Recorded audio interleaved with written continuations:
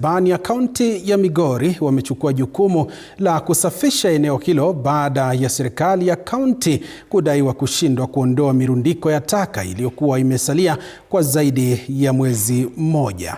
Wafanyabiashara wamesema hali ya taka kando ya barabara na mbele ya maduka imeathiri pakubwa shughuli za kibiashara. Taka zilizotolewa ambazo ni kwenye mifereji wakati wa shughuli ya usafi zimeachwa zikiozwa, zikitoa harufu mbaya na kueneza uchafu, hali inayosababisha hofu ya mchamko wa magonjwa. Baadhi ya wateja wameanza kuepuka mji wa Isebania, huku wengine wakivuka mpaka kwenda Tanzania kununua bidhaa wanazozihitaji. Sasa hatuna sehemu ya kuuzia mboga, vipanda tumetoa, tumeweka hapo.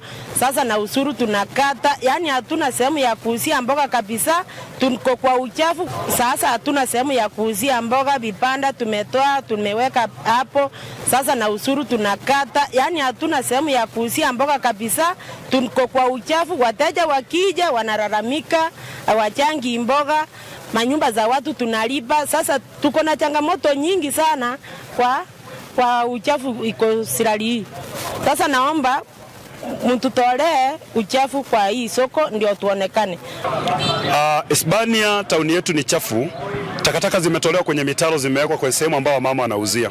Na hizi takataka zimeongeza ufundo. Tunavyozungumza, inzi wamejaa kwenye hizi takataka, na hizo inzi zinaamka zinaenda kwenye mboga wa mama. Wafanyabiashara hapa tunaona ni kero, sababu ukiangalia kwa maduka ni uchafu kote, kutoka juu pale kwa geti la custom hadi kule polisi.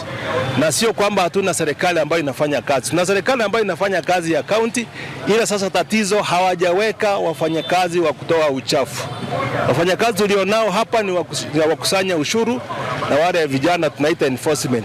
Kwa hivyo tulikuwa tunasema sisi kama wafanyabiashara wa maduka ama wafanyabiashara kwa jumla, hatuwezi kata hata hizo license ama tukate ushuru kwa mama mboga hapa kama hawajatoa hizi taka.